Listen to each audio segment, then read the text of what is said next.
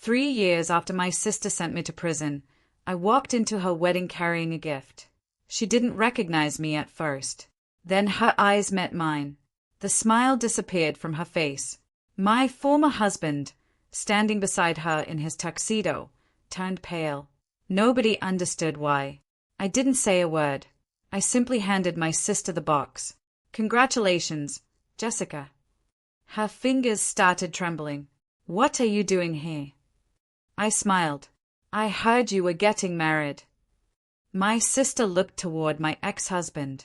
He wouldn't look at me. 3 years earlier, I had been standing in a courtroom wearing handcuffs. I had been accused of stealing nearly $200,000 from the company where I worked. The evidence looked perfect.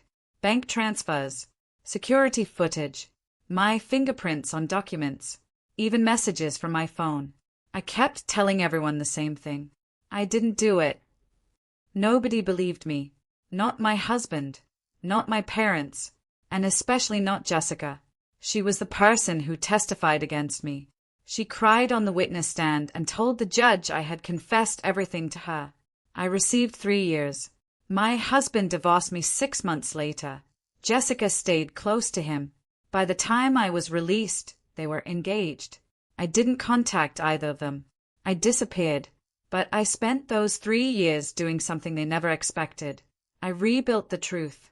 Every letter, every bank record, every phone call, every piece of evidence that had disappeared before my trial. And 6 months before my release, I discovered the first crack in Jessica's story. The money hadn't gone to me.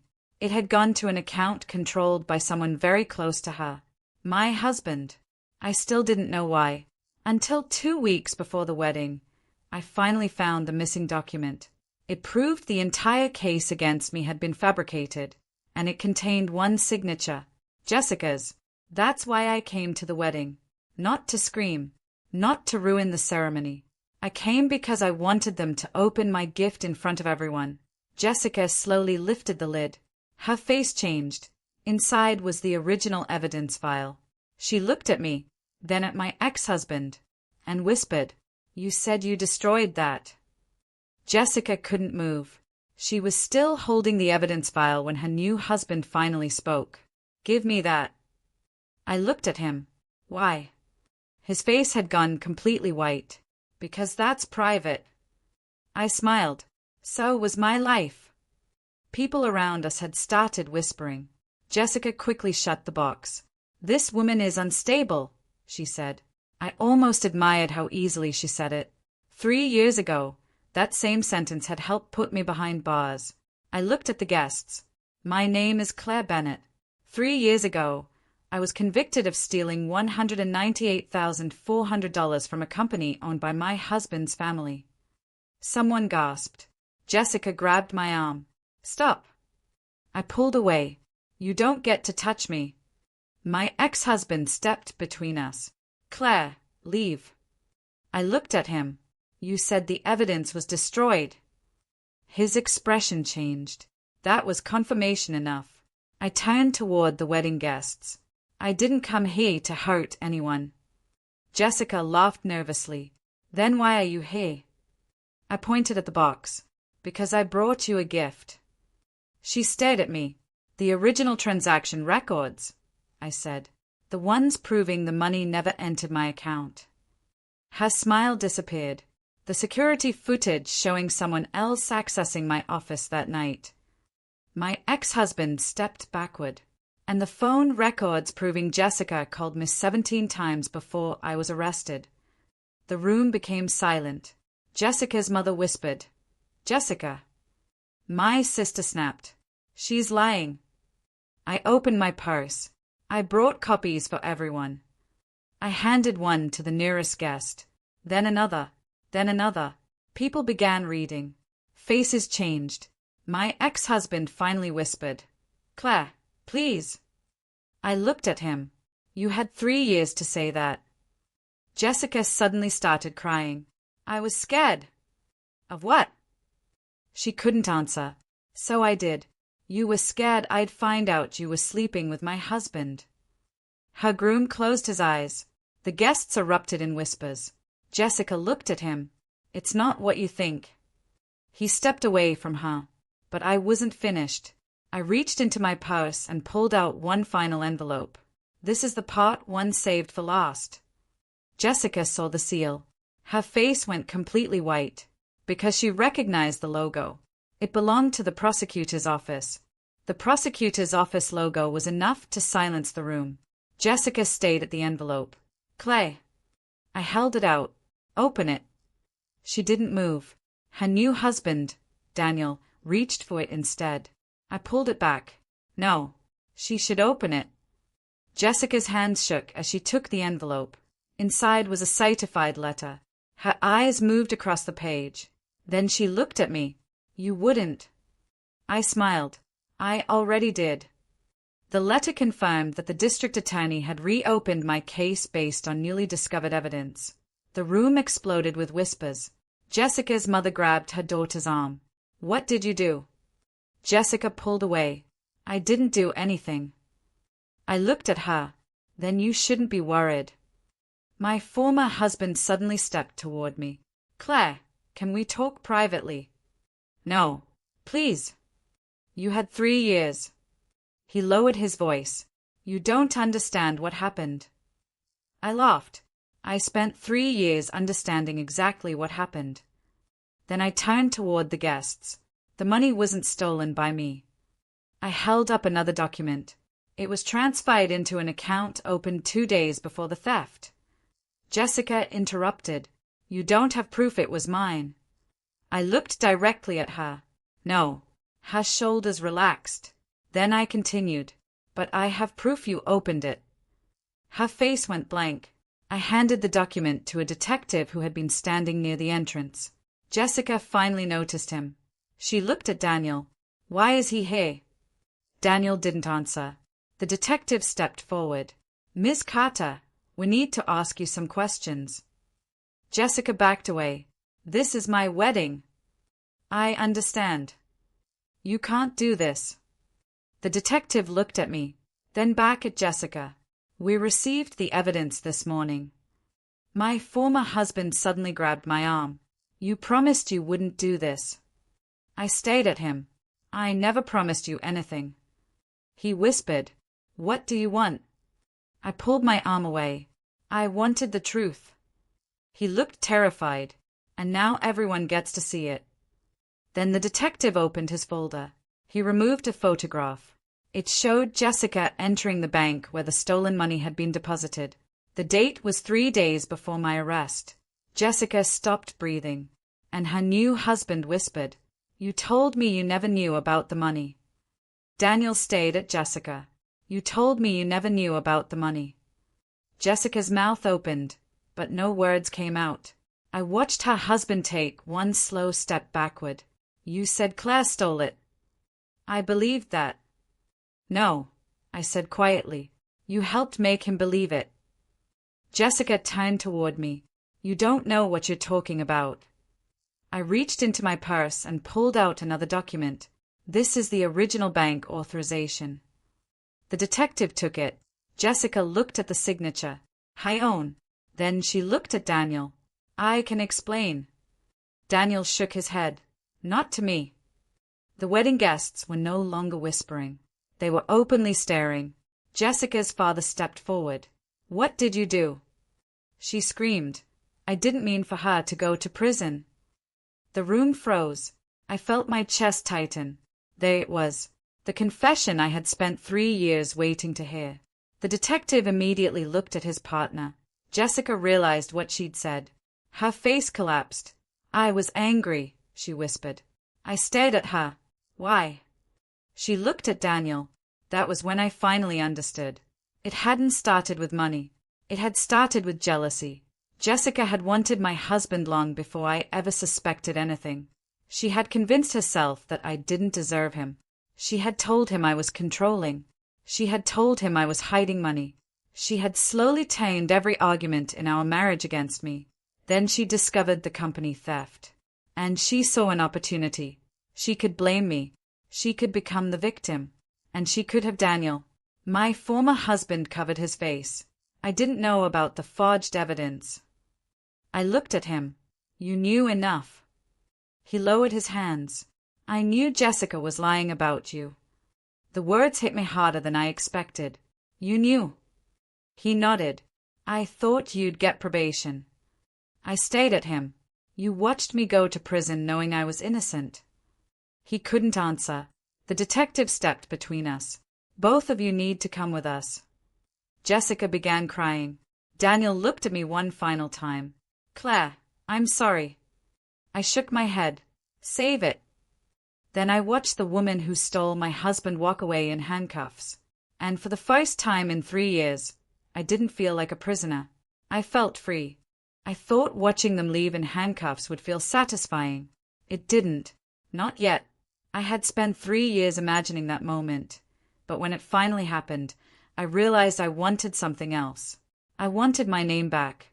The detective approached me after they took Jessica and Daniel away. Ms. Bennett, there's one more thing. He handed me a folder. Inside was a copy of the original case file. Several pages had been replaced. Evidence had been removed. Witness statements had been altered. I recognized my own handwriting on one page, except I hadn't written it. Someone had copied my signature. How did you find this? The detective looked toward Jessica. She kept records. I almost laughed. Of course she did. People who believe they are smarter than everyone else always keep proof of their own mistakes. The detective explained that Jessica had maintained a private journal documenting how she manipulated Daniel. She had written about the affair, the stolen money, the forged documents, even the moment she realized I might discover everything. But there was one entry that made my hand shake. Daniel said Claire would never survive prison. I stayed at the sentence. What does that mean? The detective's expression became serious. We're still investigating.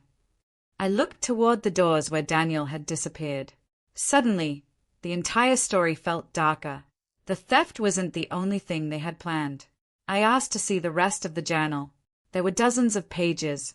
Most were about money and my husband. Then I reached the final entry. It was written 2 days before my arrest. If Claire gets convicted, Daniel will finally be free. Below it was another sentence. If she doesn't, we have another option. I stopped breathing. The detective read it over my shoulder. Do you know what she meant? No, but I knew exactly who could answer. Daniel. For 3 years, I had believed they wanted me out of their way. Now I realized prison might have been only the first part of their plan. And whatever came next had been dangerous enough that Jessica had written it down. I closed the journal. I want the truth. The detective nodded. We're going to find it. But I already knew one thing. My sister hadn't just stolen my husband. She had tried to erase me. And now, for the first time, I was going to find out why. The detective took the journal with him, but I couldn't stop thinking about that final sentence. If she doesn't, we have another option. I spent the night in a hotel because I couldn't bring myself to return to the house Daniel and I had shared. At 2:13 a.m., my phone rang. It was the detective. We found something. I sat up. What? Daniel's financial records. My heart started pounding. There were payments made during the 3 months before your arrest. To whom? A private investigator. I froze. Why would Daniel hire an investigator? The detective paused. To monitor you. I felt sick. What was he looking for? Your routine. Your bank activity. Places you visited. People you spoke to. I closed my eyes. He had been watching me. Not because he loved me. Because he was preparing for something. The detective continued. We also found payments to a former employee of the company. What employee? Your accountant. I almost dropped the phone. The accountant had testified against me. He had told the court that I was the only person with access to the missing funds. I had believed his testimony destroyed my case. Now I knew why. He lied. Yes. Why? We're still investigating. Then the detective said something that made my blood run cold. The accountant received one final payment from Daniel 3 days before your arrest. How much? $50,000. I couldn't speak. Then another file appeared in my email. A security video. The detective told me to watch it carefully. I opened it. The footage showed my office on the night of the theft. At first, I saw nothing unusual. Then someone entered. A woman. She was wearing my coat. She had my handbag. She walked directly to my desk. I leaned closer to the screen. Then she turned toward the camera. My breath stopped. It was Jessica. But that wasn't the worst part. 5 minutes later, Daniel entered the room. He looked directly at Jessica, and they kissed. I covered my mouth. The detective spoke softly through the phone. There's more. What? He didn't know the camera was still recording. I stayed at the screen. Daniel handed Jessica an envelope. She opened it. Inside was cash. Then Daniel said something that changed everything. Once Claire is convicted, we can finally take her inheritance. I watched the video 3 more times. Each time, I noticed something different. The envelope Daniel gave Jessica wasn't filled with cash. It contained documents, property documents, my inheritance. I had received it from my grandmother before I married Daniel. I had always kept it separate from our finances because she specifically wanted it protected. Daniel knew about it. Jessica knew about it too. They had been planning to take it after my conviction. The detective called again. We traced the documents. Where? To a storage facility rented under Jessica's name. My heart started pounding. Can you get them? We already did. He sent me photographs. Inside the storage unit were copies of my financial records, my passport, old tax documents, and even photographs of my house. They had been preparing to take control of my life while I was in prison. But there was one document I didn't recognize. A beneficiary change form. My life insurance. Daniel had attempted to make Jessica the beneficiary. I stayed at the screen. When did they submit this? 2 weeks before your arrest. I felt sick. The detective continued. There's something else. What? The form was rejected because your signature didn't match. I almost smiled. That tiny rejection had protected me. But then the detective said. Daniel wasn't discouraged. He tried again. This time, he had submitted a medical authorization. It stated that I was mentally unstable and incapable of managing my own affairs. I had never seen it. I had never signed it. And suddenly, I understood their real plan. They hadn't only wanted my inheritance. They wanted control over me. If I had been declared mentally incompetent, Daniel could have controlled my assets legally. The prison sentence was simply the easiest way to remove me from the equation. I asked the detective one question. Where is Daniel now? In custody. And Jessica? Same. I breathed out slowly. Then the detective said, there is still one person we haven't questioned. Who? He gave me the name. My mother. I froze. My mother had visited me once during those 3 years. She had cried. She had told me Jessica was taking care of everyone. She had told me Daniel had moved on. And she had never once asked whether I was innocent. Now I understood why. The detective said quietly. She knew about the plan. My mother was the last person I expected to betray me. The detective brought her into the interview room the following morning. She looked smaller than I remembered. Mom, I said quietly. She started crying. I didn't know it would go this far. I stared at her. You knew? She nodded. Jessica had told her everything. The affair, the stolen money, the plan to blame me. My mother admitted she had helped Jessica obtain copies of my financial records. But I thought Daniel would only divorce you. I couldn't believe it. You watched me go to prison.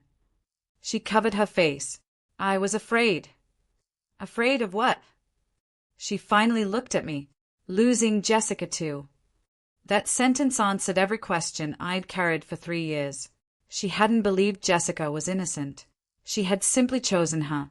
Again, the detective showed her the evidence. The forged signatures, the bank transfers, the recordings, the messages. Eventually, my mother agreed to testify. That testimony destroyed the last part of the case against me.